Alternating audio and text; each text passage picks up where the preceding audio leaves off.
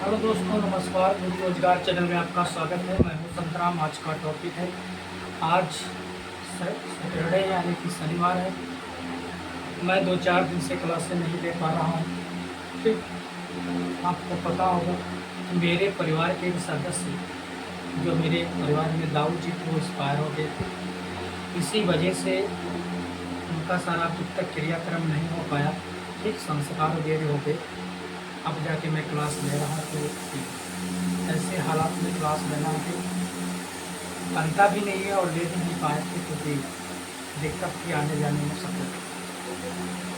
अब सब कोई बात नहीं, बीमार थे। ठीक है, काफ़ी बुजुर्ग भी हो चुके थे, इसलिए उनका जो है देहांत हो गया। ठीक है, इसलिए मैं बीच में क्लासें नहीं ले पाया और सारा संस्कार हुआ। ठीक, अब आपको जवाब मिल गया होगा कि बाल क्यों बने हैं, क्या रीजन था, कहाँ गए थे, आपको पता चल जाता। चलिए, आज का टॉपिक क्या है।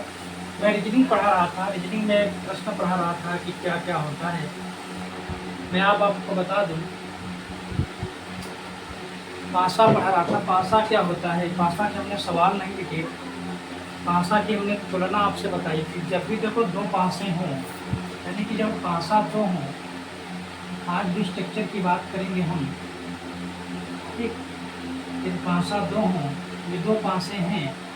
ठीक, मान लो ये दो पासे हैं, इन दोनों पासों में 6, 4, 3। ठीक, 6, 4, 3, 5, 3, 2। अब इसमें दो पासे जब दिया हो, ए और बी, यानी कि दो पासे दिया हों, और इन पासों के बीच में यदि आपसे पूछे कि पासा है, आज का टॉपिक क्या है, पासा यानी कि डाइस। डाइस यानी कि पासा है। यदि दो पासे दिए हों, ए और बी, और पूछे कि इनके बीच में आप तुलना कर बताइए कि 3 का विपरीत क्या है। 3 का पूछ सकता है, 2 का पूछ सकता है, 6 का पूछ सकता, किसी का भी पूछे।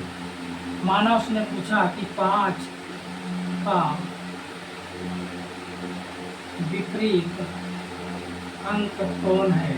ठीक है, ये पूछा है, उसने पूछा है कि 5 का विपरीत अंक कौन है, तो आपको बताना है, क्या बताना है कि इनमें दोनों में कौन सी ऐसी संख्या है जो दोनों में मिलती हो।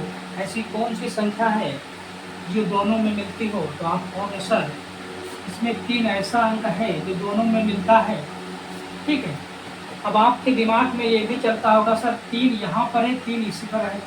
कोई जरूरी नहीं है 3 इस दिशा पर है।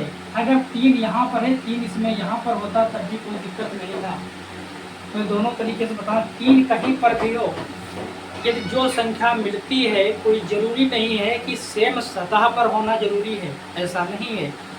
जो संख्या कॉमन मिले वह किसी सतह पर हो माना जाएगा। मतलब कोई भी सतह पे हो सकती है। माना कि इस सतह पे है, इधर वाली ये लेफ्ट वाली पर है, ये राइट वाली पर, तो कहने का मतलब ये दोनों की सेम सतह है, तो हमें कॉमन मिलते हैं। हम बच्चों के मन में सवाल चलता होगा ना, कोई जरूरी नहीं। अगर 3 यहाँ पर है, अगर ये वाला 3 यहाँ पर इस सतह पे है, यहाँ पर इस सतह, एक ही सतह है दोनों की, अगर ये 3 क्या होता है यहाँ पर होता, तब भी कॉमन हम लेते। सतहें कोई भी हो सकती हैं, कोई भी कॉमन हो सकता है, इससे कोई दिक्कत नहीं है। ठीक है, सतह कुछ भी हो सकती है, कॉमन कुछ भी हो सकता है, कोई दिक्कत नहीं।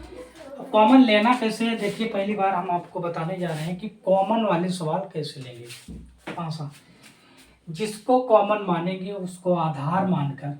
ठीक, और घड़ी कैसे चलती है आपको पता होगा। घड़ी ऐसे चलती है ना, ये बिंदु होता है, ऐसे चलती है, ऐसे ऐसे।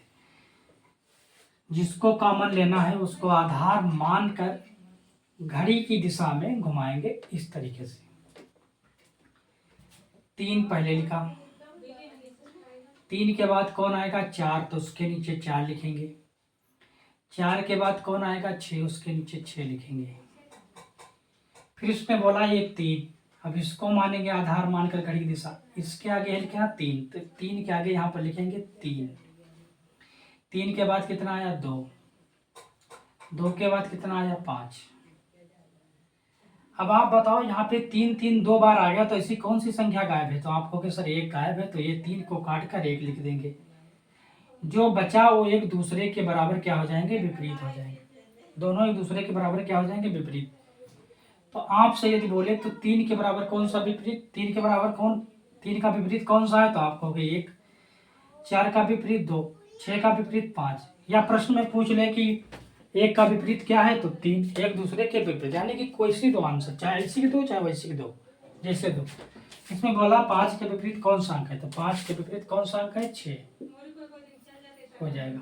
ठीक, ये थे पासा। ठीक है, ये क्लास में डाल रहा हूँ, इसकी विधिवत अभी क्लास लूँगा जस्ट। ठीक है, लाइट भी चली गई है और अब क्लासें चलेंगी, क्योंकि समस्या सबके आगे आया करती हैं, दोस्तों को क्लास से ना ले पाना, दिक्कत होना, परेशानी होना, ये सबके आगे लगा रहता है।